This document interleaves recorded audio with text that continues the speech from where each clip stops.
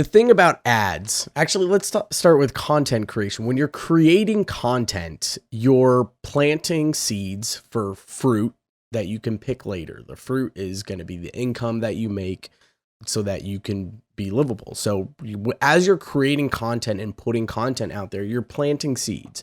You're nurturing your audience. You're watering that plant until one day it's going to be a big fruit tree and it's going to blossom and you can pick all of that fruit from it. It's going to be very ripe one day. Takes a long time though. If anyone's grown a tree, it'll take you 15, 20 years before you get any of that fruit. It's not to say it takes 15 or 20 years when you're creating content. Usually it's a couple of years, but it's a long time. There's a lot of time that you have to spend nurturing audiences, constantly creating hours, thousands of hours. Eventually it'll pay off if you're consistent enough. The thing about ads is like, well, I don't want to spend the time growing a fucking fruit tree because I'm going to starve to death.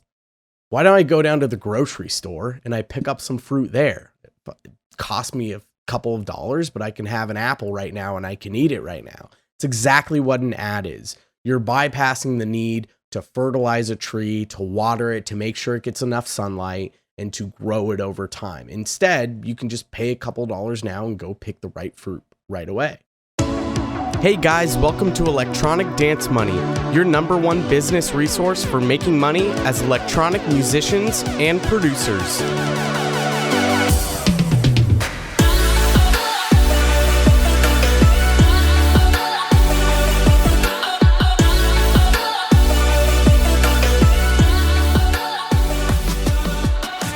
All right, what is up, everyone? Welcome back to a brand new episode of Electronic Dance Money. I am your host, Christian Casito, and we're going to be hanging out today with Steve from Junkie and the EDM Producer Junkie podcast. Oh, you just want to go Junkie now? No more EDM Producer podcast? You said Junkie. You said Junkie.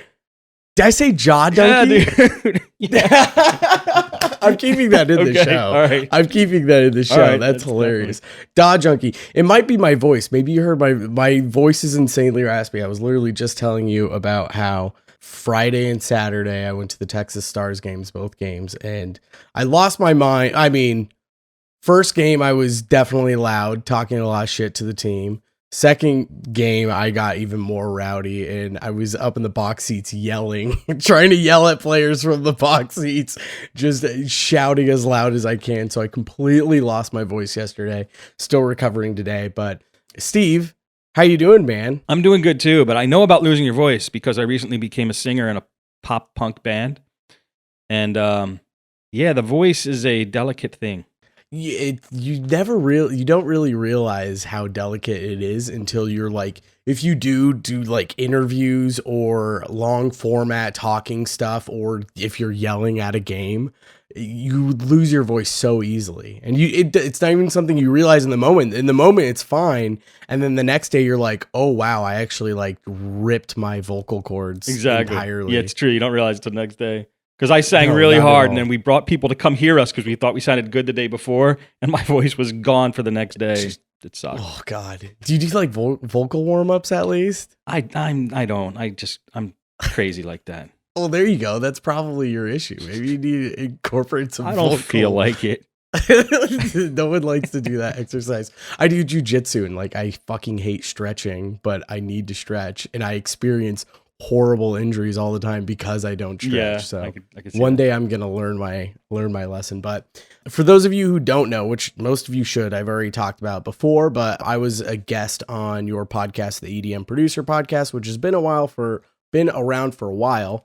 And you basically just interview other individuals, professionals within the industry, more focused on the artist side, but that's probably, I think most of my audience probably knows who you are. So if I just mention the show name, they're going to be comfortable with you and trust you. So it's going to be I'm really excited for this topic, but yeah, getting into that, we're going to be kind of talking about more sales funnel stuff, which luckily my audience has had introduction to that, but we're going to be focusing more on the Facebook ad side because I would say you're a professional there. You know how to set up a pretty successful Facebook ad. I know my way around ads.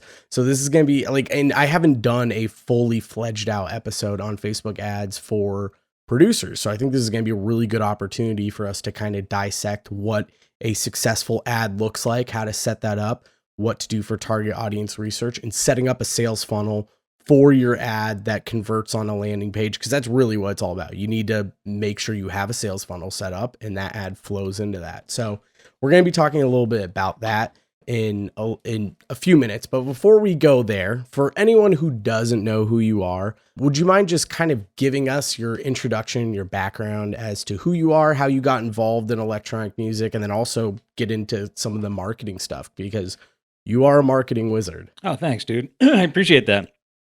I ate a whole bunch of sweet potatoes and rice before this, so my throat's a little clogged up. Anyway, we're on the same boat. Yeah. I'm Steve Cherubino. I do a show called the EDM Producer Podcast. And, I have to thank you, because that show was, I lost enthusiasm for it. And so I've just been doing it on and off for the past few years. But when I was doing it strong, we got over 100 episodes and it was really doing well. And I actually can't remember what happened, but I stopped. You reaching out to me helped me out. You rekindled me. I thank you for that. And I'm starting to do the show again. We got a couple more episodes in the can. Awesome. Good. I'm happy to hear that. Thanks. I started out as a musician, teenager. I'm a little older than probably your audience. I don't know. I watched MTV when it first came out, and they were playing guitars on there, and they were rocking, and they had all these chicks and parties, and I want to do that. So I learned how to play guitar when I was a kid.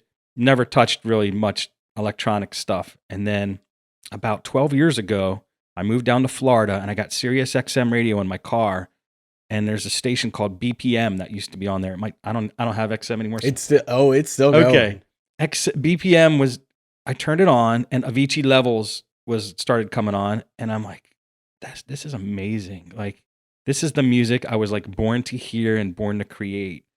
And I went just all out. I bought every MIDI controller in the store and all this. I bought a machine without even knowing what it was. Oh God. Yeah. And I started playing with all these toys. I had a lot of fun and got pretty good at it. And I never really,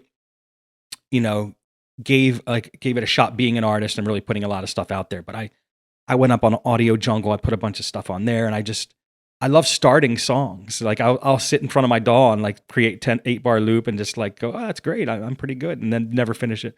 So as most producers do, that's 90% of us. I know.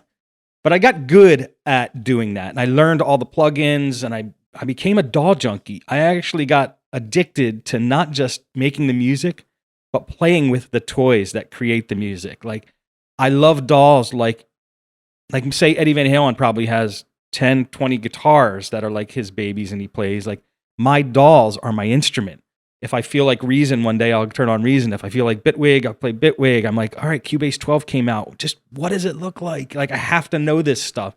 I don't know why I have this passion. It might just be all the blinky lights and colors, but it actually helped me become a better producer because I can use all the DAWs. But my favorite is Studio One. That's my main production DAW. I love it. Yeah, Cubase was my main one, which I'm pretty sure the Studio One team broke off from Steinberg 6 or 7 years ago, something maybe a little bit longer. I can't remember. That's what I heard.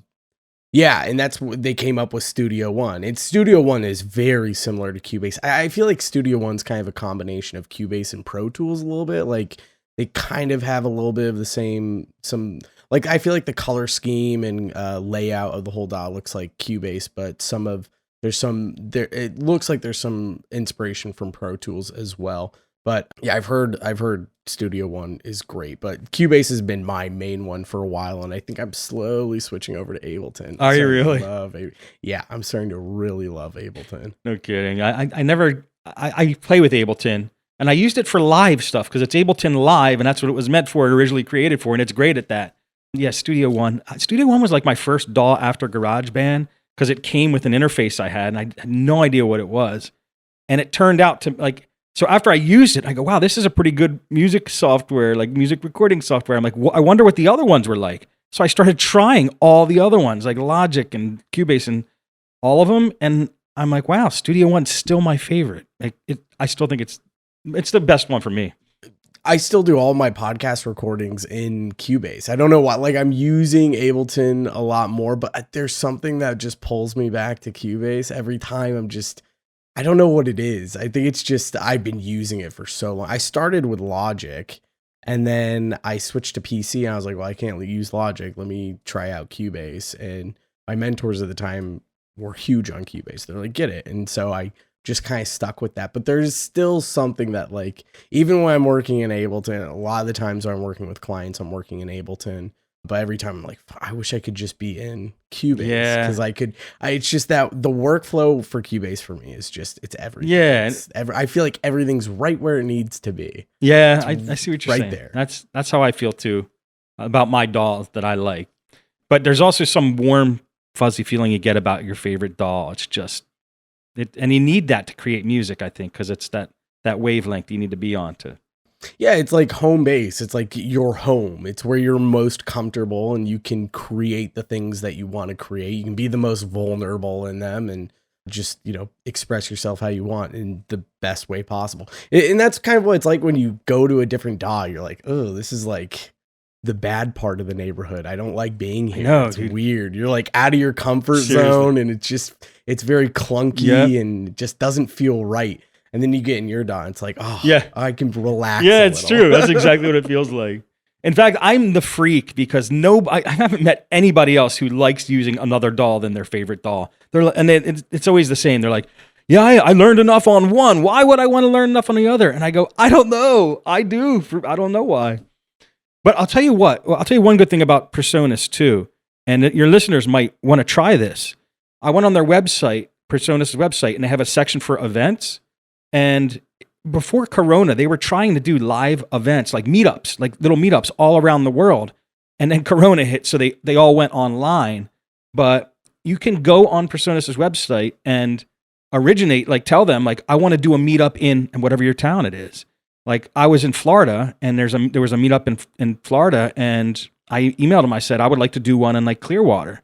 And they go, well, we already have one in Tampa, which is like right down the street. So I talked to the guy that was running that, and he let me run it from then on. So now, you got this like connection to Presonus, and I talked to Gregor on email, the guy who does all the Presonus videos, and it's fun. You have all these people who use the same DAW as you in a little meetup once a month, and you could run it. You could be in charge of it. So if anybody's wanting to do that, that was really cool, fun thing I did with them. It's great because you get hooked up with a major DAW company, and it's a fun thing to talk to everybody about. It's 100%. You get a great networking place, but then also you getting connected to a big music company like that can like not just like open up some doors where you could potentially move up somewhere, become a part of the company, but also maybe sponsorship isn't the right word, but they might send you some stuff. They might send you some gear. They might send you, hey, you want to try out the new beta version for this? There's a lot of really cool opportunities that can come along with running something, especially if you're doing it for a while and like you have a good repertoire and you're building an actual community for them. It carries a lot of weight. You could throw that on a resume. I mean, like that's legit stuff. But let's hear a little bit about your marketing background, because you have a very interesting marketing background, because it's not in the space of music, but again, I don't want to sway what we're going to be talking about today. Like you can't apply it to music, because you 100%. The thing about marketing is it's kind of a universal language. If you know how to market one thing, you more than likely can market another thing. Obviously price fluctuations. If $1,000 product sells differently than a $10 product, that's kind of the big difference there. Or a service sells differently than a physical product does. But we can kind of get into those weeds later, but tell us a little bit more about your marketing background and how you got the knowledge that you have with Facebook ads. Okay. Yeah, and marketing does have fundamentals that are like almost scientific truths that you can apply. But then on the other end of the spectrum, marketing has stuff that even the pros, like I got a job at like a professional marketing agency a little while ago, because I want to see how the pros do it. And I got there and I'm like, They apply all the fundamentals, but there's no set in stone way to market anything. It's a lot of trial and error, but if you're pointed in the right direction, you usually hit the target eventually, but it's not an exact science. Anyway, I got into marketing back when I was making almost no money at this job, and the internet had just like come out kind of and started flowing and rolling. eBay was getting big, and I went on eBay. I saw an ad for like make lots of money on eBay, but not selling eBay products, using this different method called affiliate sales, which we could talk about. I looked into that, and what people were doing when they were putting links on the About Me page of their eBay listing and sending them somewhere else to buy something. And they had these tricks of getting people to go to your About Me page, because you couldn't put links to sell stuff in your listing. You could only put links to sell or to other websites in your About Me page. That was my first introduction to internet marketing. And if anybody doesn't know what affiliate marketing is, it just means you're selling other people's stuff. So you don't have to have any inventory. You send people to a site. If they buy something on that site, you get a cut. That's all it is. So I was like, let me try that. And I tried it, and like the first day I made a sale. I didn't make a sale after that at all. But the first day I did, and I'm like, oh my God, this stuff works. And then I started buying more ebooks about this stuff, because even back then, when you buy one ebook, now you're on like a mailing list, and then they share their lists, and so you get emails from everybody. And I remember this woman, Rosalind Gardner, was selling this book of how to make, she put this number, like how to make $284,000 a year selling other people's stuff. And I got into that. I started doing this affiliate marketing. And then Google ads just came out back then. I was spending $10 every time someone, or 10 cents. It's like $10 now, but I was spending 10 cents, or between 5 and 10 cents a click. And I was selling ads for people to go to a website and buy gold for a game called EverQuest, which... Oh, yep. I know about EverQuest. Yeah. And also characters. They were buying characters in EverQuest for like $600 or $700. And I was getting 10%. God. So I was like looking at my sales, and I'm like, $60, boom, $50, boom. This guy bought a bunch of gold, $20, boom. And it would just like make between a couple $100 a day doing that. And I'm like, all right, this is way too easy.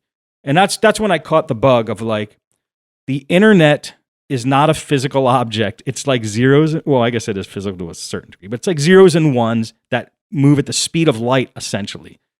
And I'm like, all right, I don't have any products. I don't have any business background. I don't know how to sell, but I'm making money with this internet. So that's when I got hooked. And I realized that as these platforms like Google ads and Facebook ads got bigger, just from my little taste of Google ads back then, I knew that like if I wanted to market anything, I wanted to do it online, and I wanted to use one of these systems. And now they've just turned into the best, like most powerful marketing systems that have ever existed on the planet.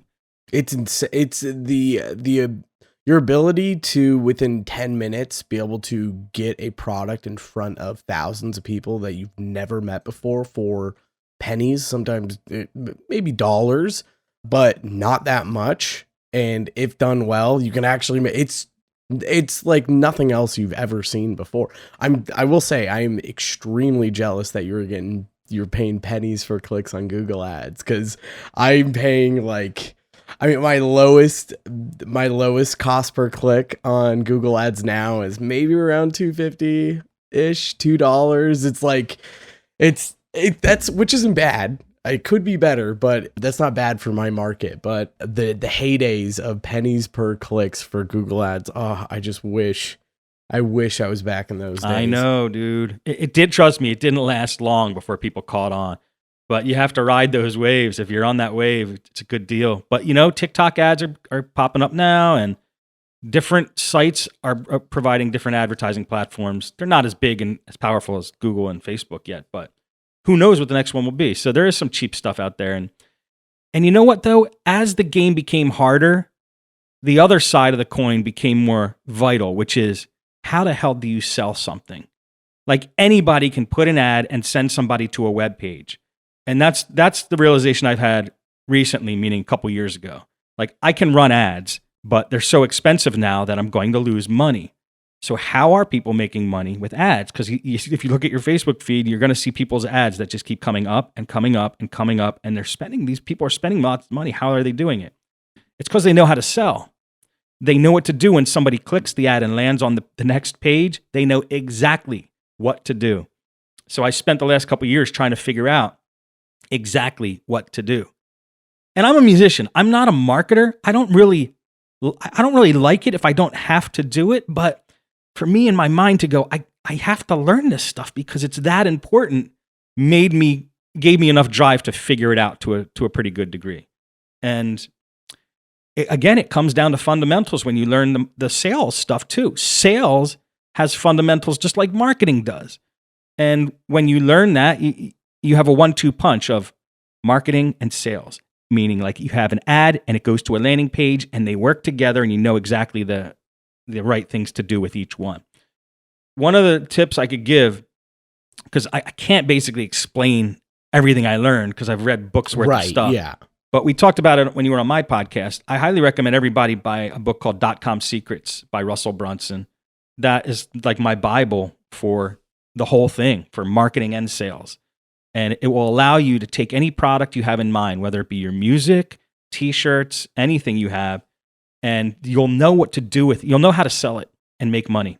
This is probably the second time. I guess this would technically be the third time that this book has been referred on the podcast. So those of you who have not got it yet, pick it up. Like, I mean, Wyatt, we've had Wyatt Christensen on from Donation twice, and in both episodes, which I'll put in the show notes, we talked about some sales funnel stuff, and he could not recommend Russell Brunson's book, .com Secrets, more. Like, it is the Bible for selling stuff online. So if you have not gotten that, definitely go pick that up, because it's 100% a great guide for your introduction. And then he has One Click Away, I think is his funnel course program thing. It's like 30 days for $100, I think. Yeah, it's the something funnel challenge or something like that.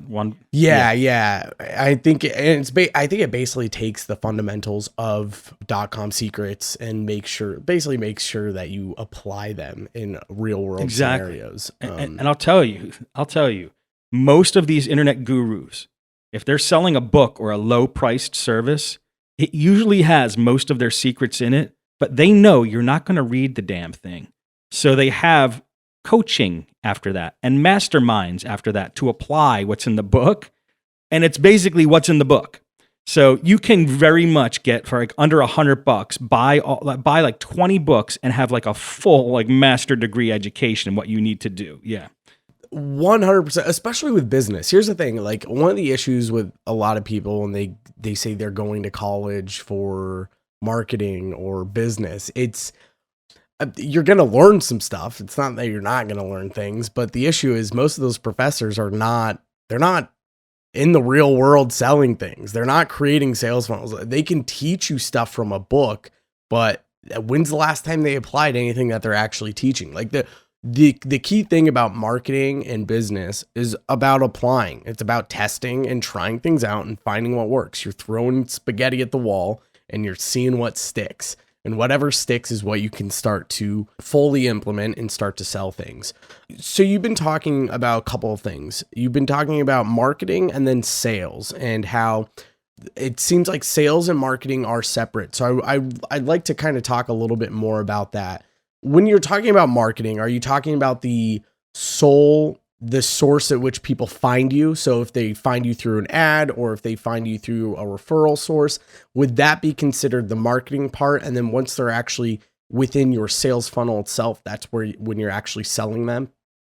Yeah.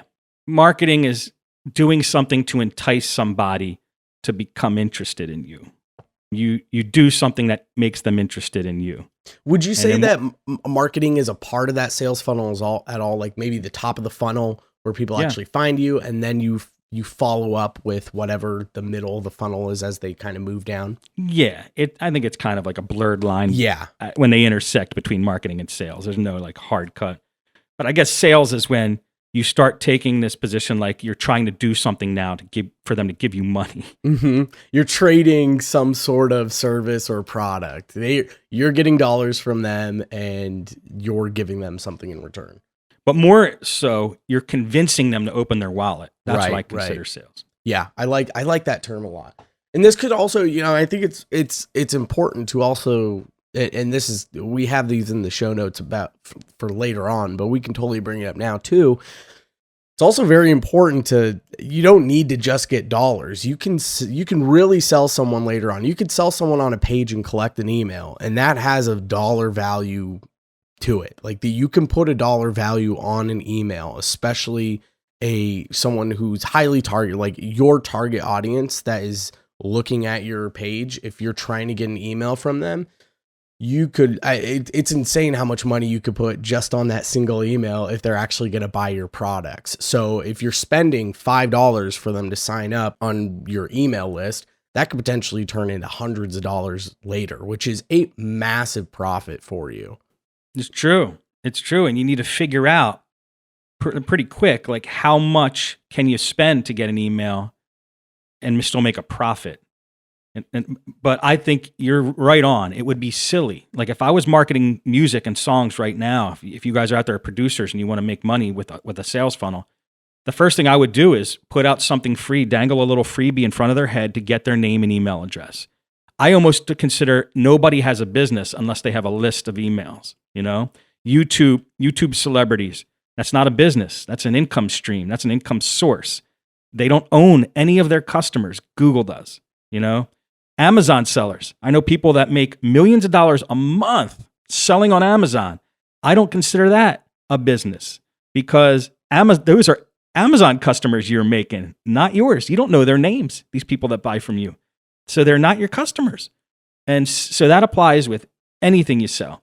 You want to own that customer so you can follow up with them and keep them becoming a lifetime customer because you have to find out how much that customer's worth. So if you get 100 emails, right, and you have a list of 100 people, and you know that eventually a certain percentage of them are going to buy something from you, you could kind of determine that, okay, so every one of these emails, if I average it out, is equal to $1. So I could spend up to $1 to get an email, and I'll still make money or break even. Break even, yeah. Yeah. So that's the importance of emails. And I've used email lists. I think I was telling you, I don't think I said it on the podcast. Last year, I did an experiment where I spent $16,000 on Facebook ads in the summer. And I got 11,000. I built a list of 11,000 emails from those ads. And after the ad, I pushed the gas down too hard on that Facebook campaign and I broke the algorithm. So that was dead after like a couple months. But I still had my email list. Right, yeah. You know? Yeah. And so I just kept emailing those guys good stuff. And a bunch of them bought and I kept making money. So email lists are gold and they still apply. I don't care what marketer, I don't care. Today, I still hear people saying it. Today, professional marketers say email's not dead. And I've heard it from almost every marketer that I study, even right now. So email is not dead. It'll never be dead. The thing, you brought up a really good point that I can't stress enough, especially with all the producers that are on social media, on Facebook, Instagram. And I've said this countless times on the podcast. If you're not collecting emails at any point, any one of these social media companies could disappear. They could pull your audience out from under you. I've talked about being shadow banned. If you're shadow banned and you can no longer reach your audience, you don't have an audience. You're fucked.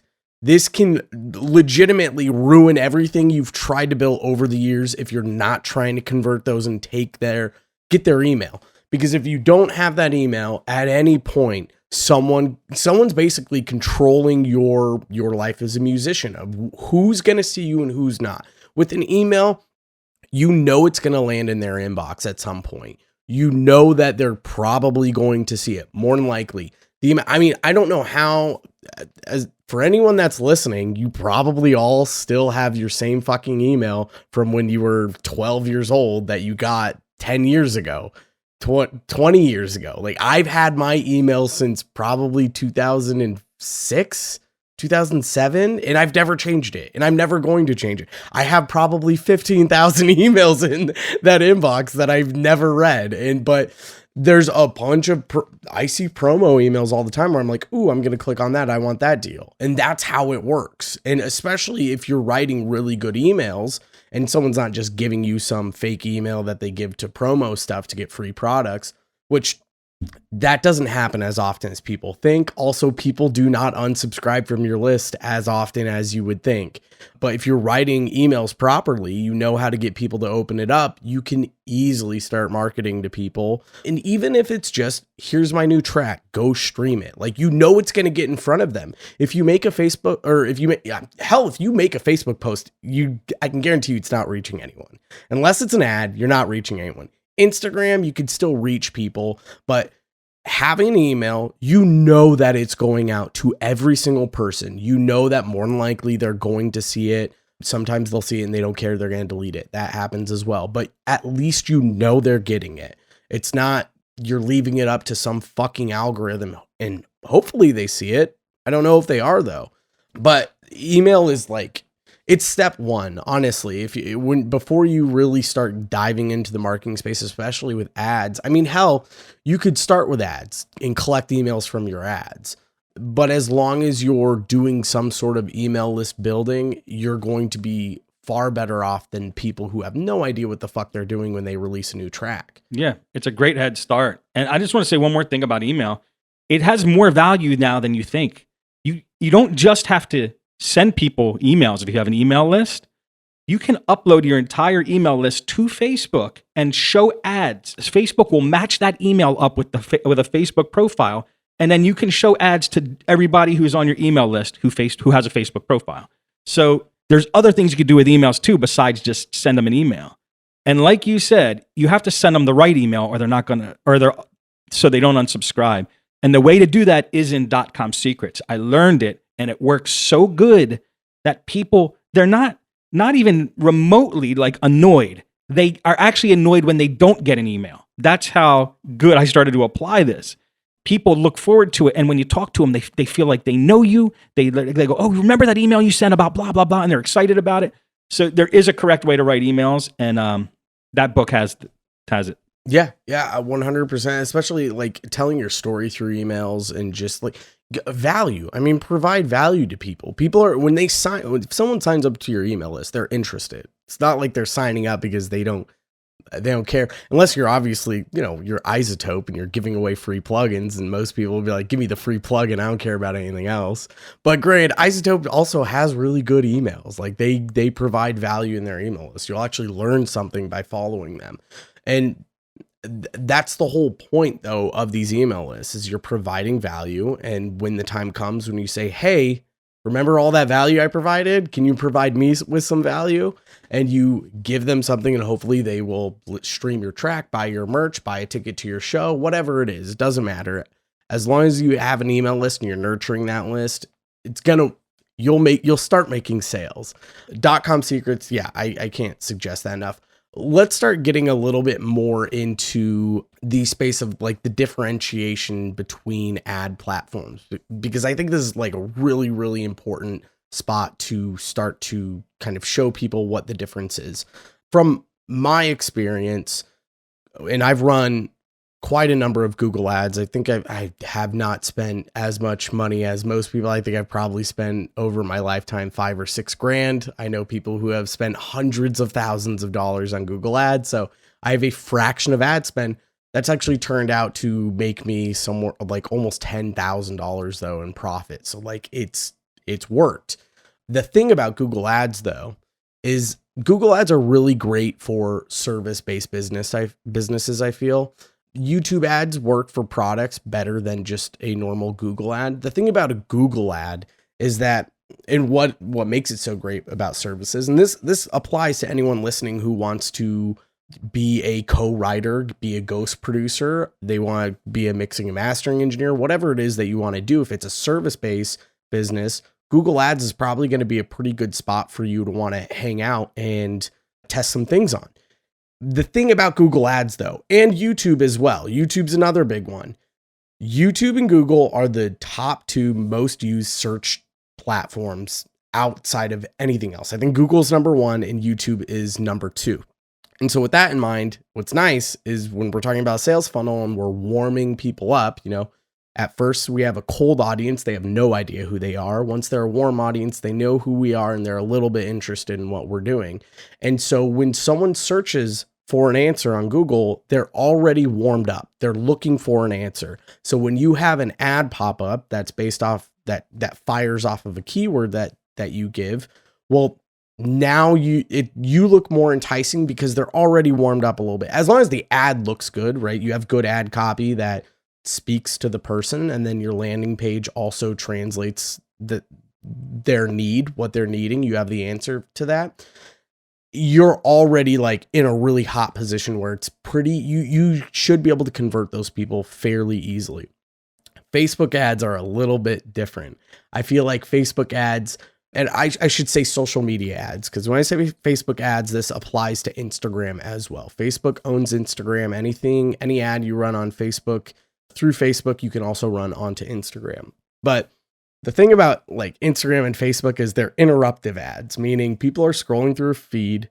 They're probably trying to be mindlessly entertained. And when an ad pops up, that is disrupting that feed. So if you're not providing value in that ad, I feel like there's some issues there. But I feel with Facebook ads and social media ads in general, they're more product-based ads and more direct-to-market ads where it's like you're immediately trying to convince someone to click on the ad and convert right when they land on your landing page. Whereas with Google ads, it's more people click on it, they're interested, and they may come back later. More than likely, they're going to come back later because they're probably shopping for different services, seeing who looks better, what price looks better, and they're going to flip around until they find someone who they really like and they go, let me reach out to this person. Facebook ads, more than likely, if you get a click and they go away, not always are they going to come back. I'd say more than likely they probably aren't. Would you agree with that, Steve? Yeah. You got this like thin little line, like it's not a strong reach on a Facebook ad. It's like you said, they were interrupted by something that caught their attention. So you have just like a real short time to like seal the deal and bring them into whatever you want to bring them into. But that's where the sales becomes a very important thing, because getting their attention is one thing, but what do you do when you have their attention? If you know the right things to say to them at the right time with the right look, you could get them to open their wallet. It was hard for me to really believe that somebody who saw me for the first time would pay me money. And they did. And they do. And it could be up to, it could be a lot of money. I was only selling like a $7 like little book and then a $47 video course after that. I was surprised people were doing that, So, and this was on the first time they've ever seen me because it was a brand new product and they had a brand new site and they didn't have no idea who I was. I knew how to sell. That's very important. I think talking about this too, I think video ads are probably like the best space for artists to play in because, you can have a text ad all day where you're trying to convince people as an artist. Let's say as an artist, you're wanting to get people to give up an email and you're going to give them a free track or, maybe a free remix of a popular track or something like that. And you're running an ad and you have text and you have an image and then you send them to a landing page and you have more text and more images. That I feel like that can only go so far when you have a cold audience of who are presumably electronic music fans if you built your audiences correctly. But I feel like in that space, you're probably going to have a more rough time trying to convince those people to become a new fan of you. Why should they care about this person who's more than likely a no name? And why should they give a shit? And I think this is where video ads become super, super valuable, especially if you're doing any sort of Twitch streaming stuff. You often have an opportunity to showcase who you are through your personality, how you interact with others, and then also showing off some of your production skills. And again, sharing your story more so in a video. That's going to translate to people way more, especially if, let's say you have a mashup pack or something or some sort of remix track. You can showcase you building that track, share a little of your personality in that video and be like, if you want this track, you can go download it here and then send them to a landing page. And then you could have some additional text. What do you think about that? I do think that is a huge advantage, having video. Yes. But I've seen some of the ugliest sales pages make the most money. It's really not about what the page looks like to a certain degree. I mean, now it kind of is because people expect a certain thing. But if you saw some writing with no music and you're a musician, you saw some writing that says, Maybe the ad said, "Are you ready to hear the best EDM track you've ever heard in your life? Click here now because this is going away in 24 hours," or something like that. You might click that. And when you get there, then you can play the audio file. So words are still really powerful. If you know what to say and you hit the right button to trigger somebody to do something, they'll do it. They will do it. I like putting that time preference in there too, where the limited time is so valuable. Putting it like rushing people a little can be a strong tool. Yes. Urgency and scarcity. There are huge things that it's a mistake that people make on sales that they don't really think about, but it's huge. Just having a limited amount of something, you can only get it at a certain time. Yeah, you got to have that if you want to make quick direct sales. Limited edition merch, especially with if you have an email list, like what you're saying, if you have a big enough email list with a few thousand people and you put that into Facebook and you're running ads to your email list, send an email out to them and you have 25 pieces of merch that are limited. You're selling to people for $30 a pop. It's not too bad. You could probably make a few sales. Oh yeah. And they always buy on that last day. And that works. It works all the time. Last chance sale going away like in 3 hours or whatever. Yeah. People will buy. Oh yeah. The urgency is, it's fantastic. There was a book, I've recommended it before. I'm trying to remember what it's called. Oh, Contagious. Have you read Contagious? I heard of it. No, I haven't read it. Contagious is fantastic. They talk about urgency in that book. And then one topic I've just crammed down my listeners' throats over and over again, and all about like social currency. Like people want to be a part of the new group. They want to be the cool. It's like hipsters, everyone has a band that they're like, oh, I listened to them first before they were big. Right. Like they want to be the cool person that knows about something first. Yeah. And they're sharing it with their friends. So this is all stuff that can be translated through ads and sales funnels. If you know how to translate this sense of social currency that you could be giving to people, urgency, and then emotion, all this stuff tied in together, you can really just pull some strings and convince people to want to buy your stuff or sign up for your email list or stream your track or whatever it is. Obviously, as long as it's ethical. Of course. That's the only way to go. If you will screw yourself if you do not do this ethically, because it always catches up to you. Plus, you'll just feel like shit. You know what I mean? Most people. Yeah, most people do. You more than likely won't make sales too if you don't know how to sell and then you're trying to unethically sell. You're probably not going to. Though there are some sociopaths who have definitely scammed some people. I'll tell you, some of the biggest marketers are always on the edge of criminality. You know what I'm saying? Yeah. Like if they'll tell their stories and they'll tell how they almost went to jail for this or that. And it's not even related to marketing sometimes. These guys are just wild men. But these are the guys that make it. And, you have to have a certain amount of respect for that courage that they have to just go out and just I got this idea. I'm going to freaking do it no matter what. The means that no matter what entails, it could be a little crazy, but they get their shit done. Yeah. Yeah. There's some go-getters out there. There's some wild go-getters out there. Let's talk a little bit more about specifically building an ad from scratch and building a sales funnel with a landing page, because there are some key things that you need to know before you ever step into the ring of trying to sell people. Because if you don't, again, it's kind of the fundamentals. It's the idea of like, if you get the core fundamentals, you can play around and test things all day. And really you should be. Testing is everything. Testing is that's the loose creative part of marketing, where you find what works and you apply that. And you, like you said, you kind of step on the gas a little. And you increase that budget. The more you increase that budget, as long as you're profitable, you're going to always make that money back. What has been the biggest experience for you, or I should say learning lesson, when you're first starting out an ad? What would you say is like the most important thing when you're first building an ad? When you're first building an ad, what's the most important thing? I guess picking the right audience is huge. If you pick the wrong audience, you're just never going to make it. But here's the thing about, and why everybody should try Facebook ads now. And look, I'm not a fan of Facebook, the company. I think a lot of the stuff they do is despicable. If I see one more announcement from them about certain things, I'm just, you know what I mean? They drive me nuts.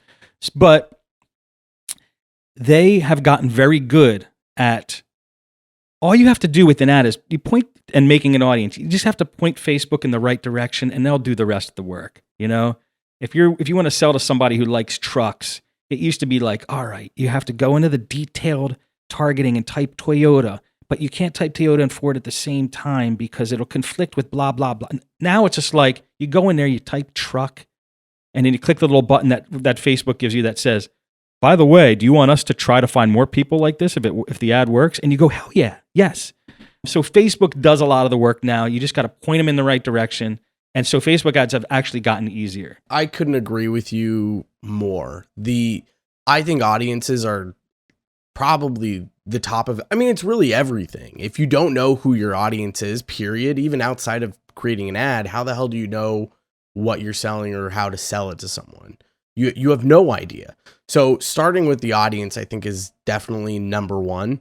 Like you said, with the lookalike audiences, it's fantastic. You could take a group of people, you could take an ad that's narrowed down to people who like Tritonal, Armin van Buren, Hardwell, and then they also need to be a fan of EDM.com.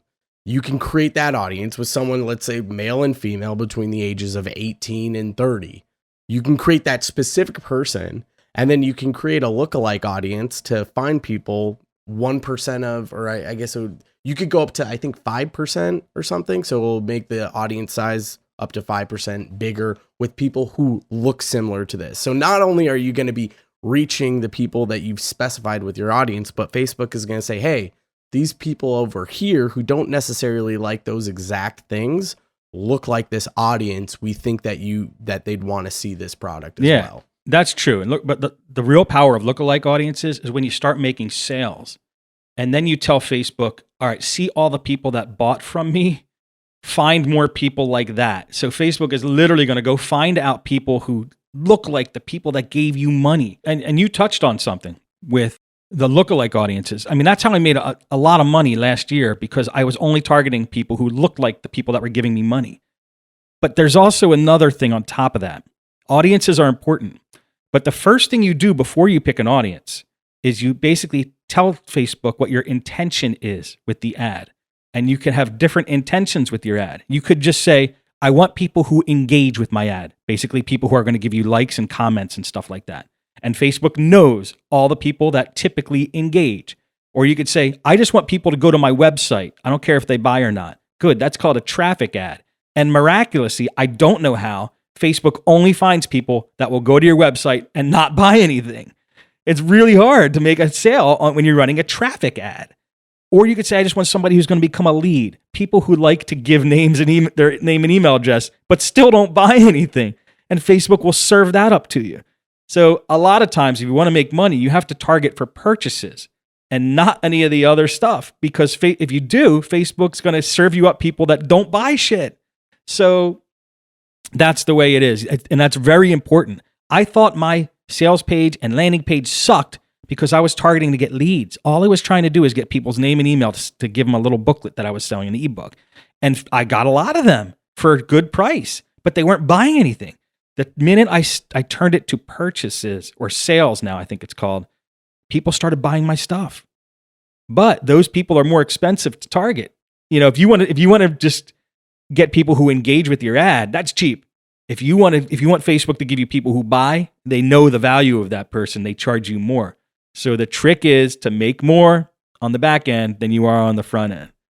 And it just leads into that. Let me just keep going a little bit through the funnel.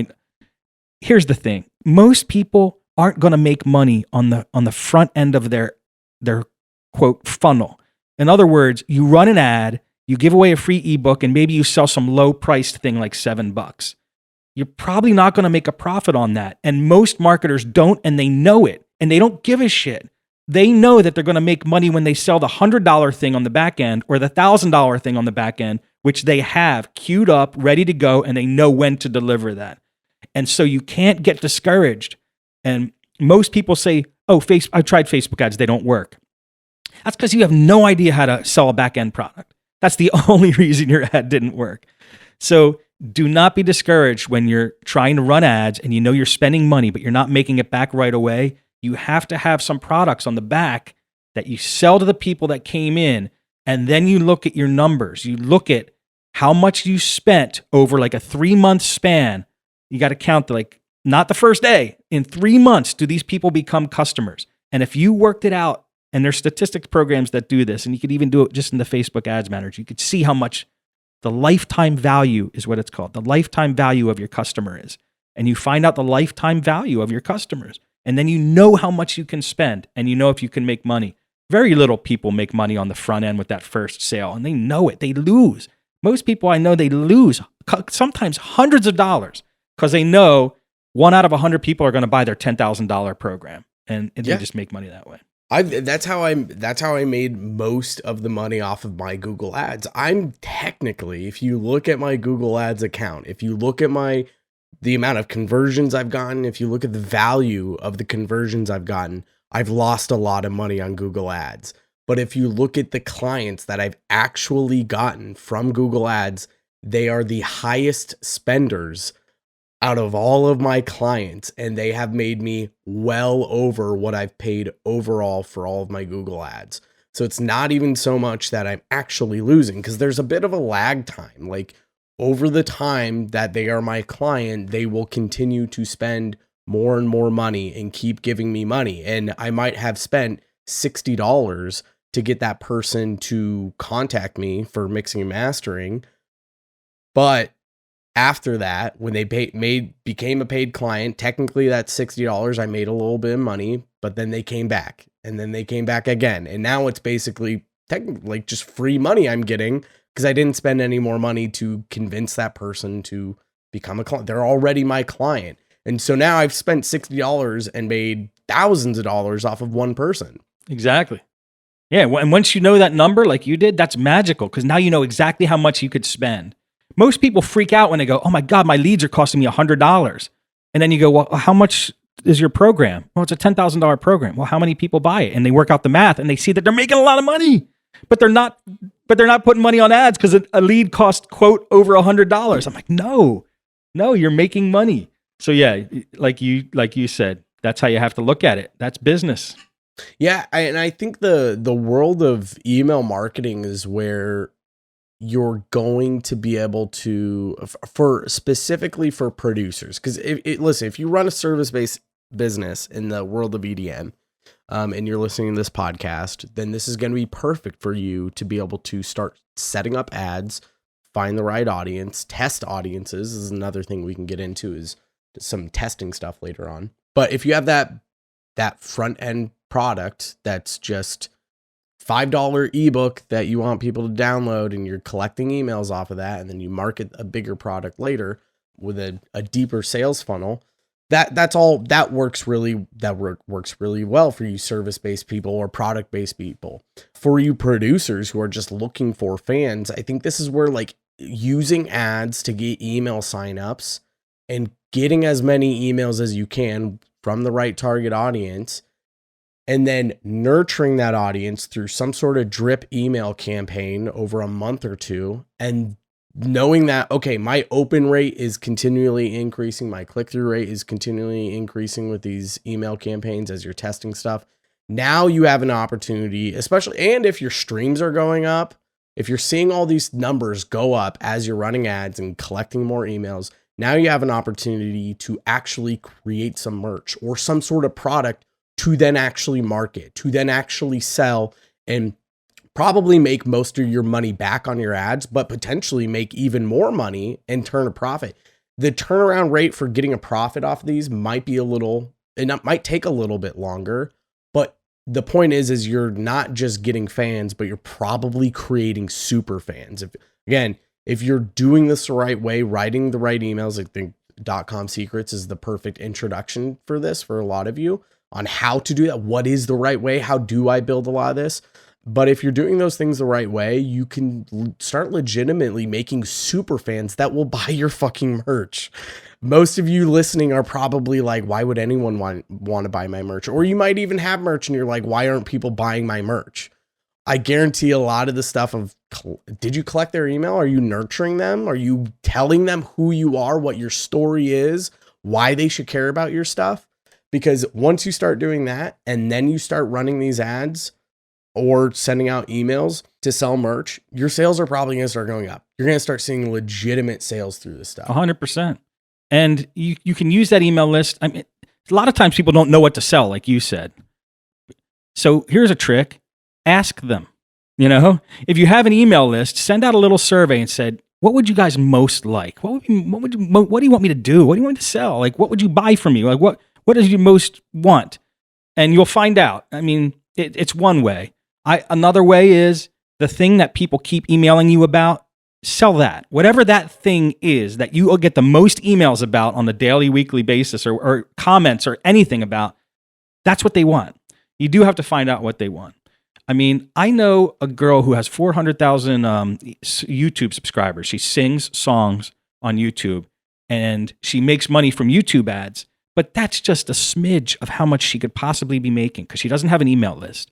And the advice I give her almost every time I see her, because I want her to do it and I want her to be a millionaire like in a year because she can, is put out some little free thing and get all their email addresses. Get them off of YouTube. I mean, obviously keep them watching YouTube, but get them in your email list.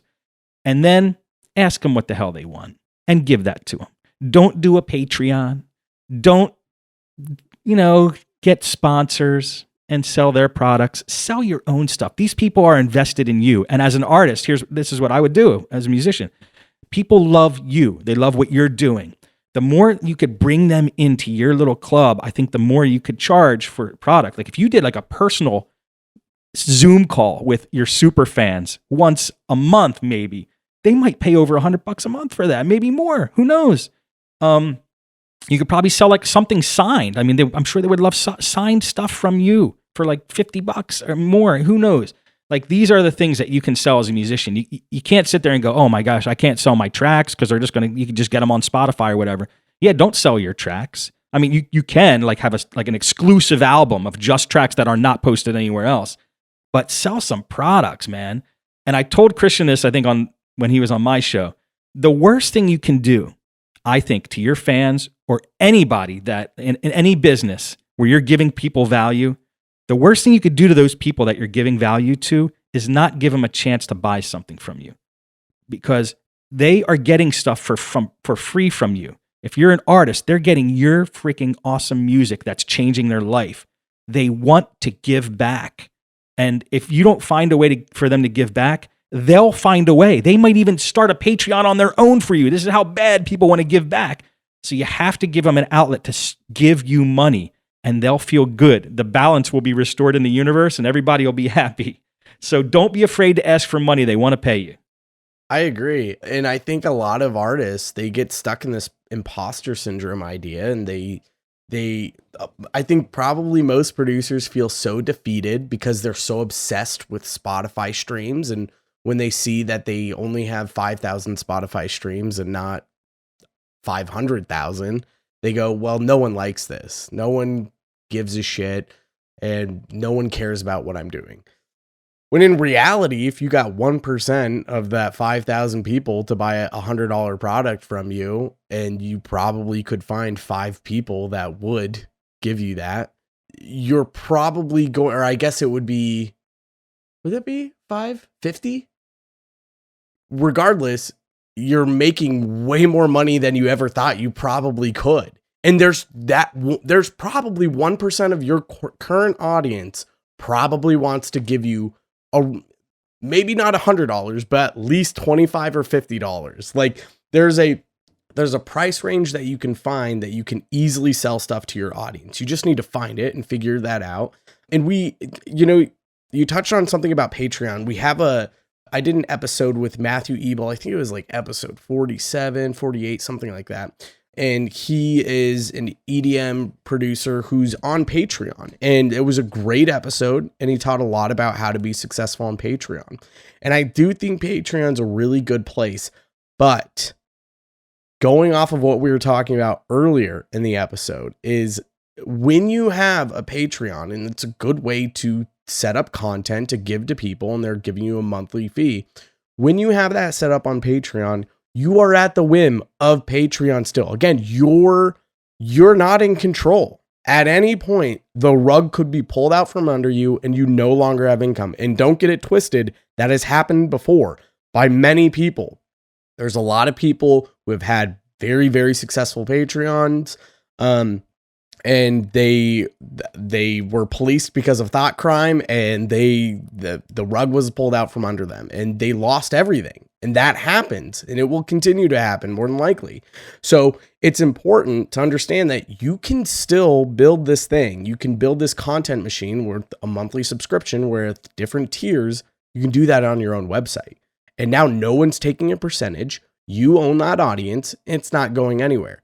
Granted, once you get to that level, you do want to make sure that like you have your shit runs nice, right? It runs smooth. It's fast. That way it's not super bogged down and it's so damn slow that people just don't want to interact with your content and they unsubscribe. There's some more logistical stuff with that. But the point is, and I think this goes to your point even more so, Steve, is that get fucking creative with what you want to sell as an artist. Don't sit here and think, well, all I have to sell is tracks. That's not true.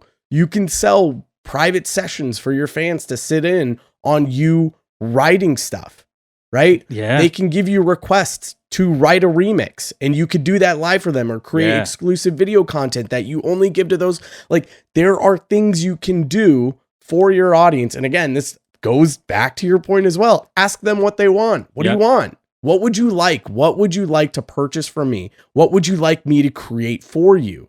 Here, I've created this thing for you now. It's $50. Would you like it? And more than likely, they're going to go, oh my God, yes. Yes. Like, if you just like get outside the box a little, get creative. You're already creative, right? You're a musician. You're fucking creative. Get a little more creative with what you can sell. Whether that's Zoom sessions where you guys all hang out and have a fucking cocktail hour, or you literally do a physical event in person in your town if there's enough people. Like there are so many other things you could fucking do raffles like for different merch packages, and there's so much that you can do as an artist that you could be offering as products or little content service type things that you're not even thinking of that people would probably be interested in, as long as you're curating the right audience. And this is where the whole thing comes in, where like you build an ad, you get people to sign up on your email list, you nurture that email list, get the super fans, and now start offering some of the, here's my fan member site that you can go sign up. $5 a month, you get these products in this tier. You want to upgrade, go up a tier higher. Here's a $50 a month subscription. If I'm in your town, you get to come to the show backstage for free.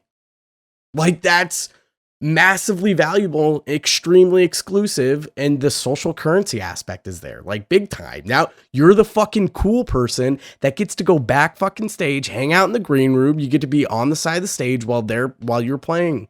Like, there's the amount of value in that is just unreal. 100%. Couldn't have said it better myself, man. Let's talk a little bit about, I mean, we're probably going to wrap this up here pretty soon, I think. I do want to talk a little bit about, let's get into the testing space, because this is I think this is probably a good place to start wrapping it up. And it's kind of the end of the sales funnel stage, I guess, or even ads, is like, you have the ad set up, you have your landing page, you're now trying to sell, but how do you know if it's working? How do you know if you could make more money? How do you know if you're losing money? And I think this is where testing becomes it's so extremely important. And it's also important to understand that you can test everything. Test the ad image if you're using an image, test the video if you can make multiple copies of the video, test the text on your landing page, the color, everything test it all, A and B it, see what works better. For me, and I'm curious about your input on this, Steve. For me, I think probably the most important thing to test is the most important thing when you first creating an ad, which is the audience. If you're not testing your audience, because again, there's so many different aspects that you could apply to an audience with different interests and likes and demographics, that sometimes you don't realize there's a more lucrative market than another one, or more lucrative audience. Would you say audience testing is like the biggest thing for you, or what do you find is the most important thing to test? I think it is. I think it is the most important thing. I have my audience kind of dialed in on these recent ads I'm running. So I've been testing more pictures and copy. But so it's interesting that you say that, because I almost forgot that testing audiences is a thing. I agree with you, because in the beginning you have to find out, and it's really easy to test. You could just run 2 ad sets right next to each other and test different audiences. And at the marketing company I was with, yes, audiences 100%. You test people that engage with you. You test people that didn't engage with you. You test what's called cold traffic. They never seen you before. You test new traffic. You test, details of their target, like interests that they have, interest targeting. Yeah, definitely audience testing is huge. And then coming after that, I usually like to run 3 ads at a time with different pictures. I usually switch one thing in the ad. I don't go completely crazy on ads. I switch one thing and I see which one performed the best. And then whichever one performed the best, I keep that running, and I make 2 more other ones based off of that. And I pick the winner of that. And you just keep picking winners and winners and winners. And then that's for the ad. And same thing with, so we did the pictures, also the sales copy, the words that are in the ad. Copy is so important. Yeah. This is, I think, one of the most overlooked things is copy is kind of everything. Yeah. Yeah, because the copy incites them to take action. You know what I mean? If you don't say click here on an ad, no matter how obvious it is to you, if you don't say click the button or whatever, they're probably not going to click the button. Because here's another thing to know about people in general. Most people are in like a semi-hypnotic state. They're not all quite there in present time. So if you go up to a total stranger and you say, touch your head, they'll probably go like this and not know why they did it, because you just gave them a command and they executed it. Same thing applies to marketing. If they're scrolling down something and you say, click the button, they'll click it. You know what I mean? Right. So you have to give them a command to kind of pop them out of whatever they're in. So yeah, but also the copy convinces them to click the button too. You have to have good copy that convinces them to do certain things that you want them to do. And then when they actually land on the landing page, like good software like ClickFunnels is great for what we're talking about. It's great software. It's the best page builder out there. It's so easy. You could run split tests. You could run 2 pages at the same exact time. It's called split testing. Your guys probably know about this. And yeah, you just run one page and run the other page and see which one wins. See which one gets you the most sales or signups. So you could test all the way down the line like that, from audiences to pictures to text to landing pages. There's probably other stuff too. I mean, there's some software that will do a split test for 2 different emails and see which one won. Yep. So testing is huge. Testing is everything. It's how you know what works. If you don't know what works, then you're just kind of running blind. It's like driving down a highway with no map and no GPS. You're just like, well, I guess I'll turn here. We'll see what the fuck happens. Right. And if you go on. And then you say these are the people that say it doesn't work. Yeah. The people that don't do this and don't test, and they try one thing and it didn't work. And so there's some people that lost a lot of money because they were just doing the wrong things.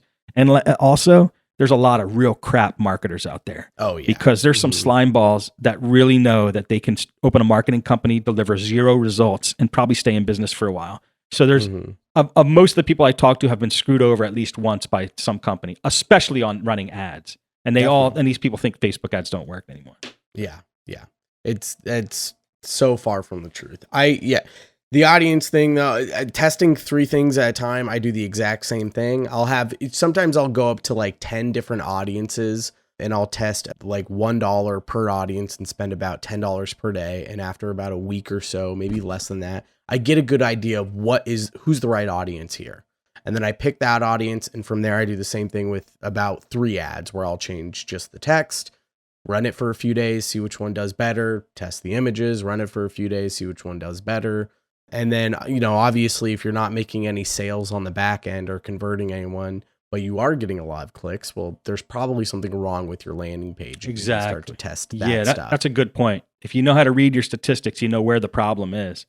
And it's not that hard to learn those statistics. Yeah. No. I think Russell Brunson's book, .com Secrets, is going to give you a lot of information on that. There's hundreds, if not thousands of videos on YouTube that you can look up just on like what are good KPIs, key performance indicators for Facebook ads or for a landing page conversion. Like all of these things you can look up, and I'll actually put some extra links in the show notes that we didn't mention on the podcast today. And that'll be just some really good resources for everyone to check out on what's a good conversion for a landing page. How do you build a landing page? And this will give all of you guys a little more insight on some of this topic. That way you can really hit the ground running, because I think this is like, I mean, there's so many EDM producers that I know that just don't even touch ads. And it could be, here's the thing that we didn't mention. Maybe I should have mentioned it at the very beginning of the episode. And I think this is a really good, insightful thing to end the episode on. But the thing about ads, actually, let's start with content creation. When you're creating content, you're planting seeds for fruit that you can pick later. The fruit is going to be the income that you make so that you can be livable. So as you're creating content and putting content out there, you're planting seeds. You're nurturing your audience, you're watering that plant until one day it's going to be a big fruit tree and it's going to blossom and you can pick all of that fruit from it. It's going to be very ripe one day. It takes a long time though. If anyone's grown a tree, it'll take you 15, 20 years before you get any of that fruit. It's not to say it takes 15 or 20 years when you're creating content. Usually it's a couple of years, but it's a long time. There's a lot of time that you have to spend nurturing audiences, constantly creating hours, thousands of hours. Eventually it'll pay off if you're consistent enough. The thing about ads is like, well, I don't want to spend the time growing a fucking fruit tree because I'm going to starve to death. Why don't I go down to the grocery store and I pick up some fruit there? It costs me a couple of dollars, but I can have an apple right now and I can eat it right now. It's exactly what an ad is. You're bypassing the need to fertilize a tree, to water it, to make sure it gets enough sunlight, and to grow it over time. Instead, you can just pay a couple dollars now and go pick the right fruit right away. Yeah, that's a great analogy. I never heard that. That one I got from the Six Figure Home Studio podcast by Brian Hood and Chris Graham. So everyone can thank them for that one. Dude, let me put a little topping on that. Okay, so that's your ads, like going to the supermarket and buying fruit. Here's a good sales funnel. You then take that fruit you just bought, you go down the street and you sell it for a profit. And not only now do you have an apple that you can eat, but you have money in your pocket. Exactly. Yeah. I'm gonna have to cut this snippet out and put it as a little preview at the very beginning of the episode to hook people, because this should not be at the end. No, you're right. You're right. Oh, I love Steve, that. Yeah, thank you so much for hanging out, man. Do you have any stuff you want to plug? Let everyone know if they want to go somewhere, check out what you're doing. Go ahead and plug whatever you've got going on. Yeah, thanks. Like I said, you rekindled my my interest in the podcast on my website, jawjunkie.com. Yeah, go to jawjunkie.com. Did I say jaw donkey? You said jaw donkey too. Oh my God, you're rubbing off on me. Oh my God, that's gonna have to be like a meme. I'm gonna have to buy that URL too. Yeah, you are. Yeah. Seriously. But go there and just see what's there. I probably might have some freebies by the time this gets posted. All of my podcasts are on there, and it's not just the EDM producer podcast. There's the sound design show. And what else do I have up there? Oh, the plugin podcast, where I was interviewing plugin companies for a while. Both of those probably will get revived too, but there's some good older content. But I'm going to have some sales funnels on there. I'm going to ask you guys to buy stuff eventually, probably. Go to dawjunkie.com and just see what I got going on there. I think you'll like it. Awesome. Steve, thank you so much. I appreciate you hanging out, man. Everyone, head to enviousaudio.com/episode 78 to check out all of the show notes, and I will see you guys next time.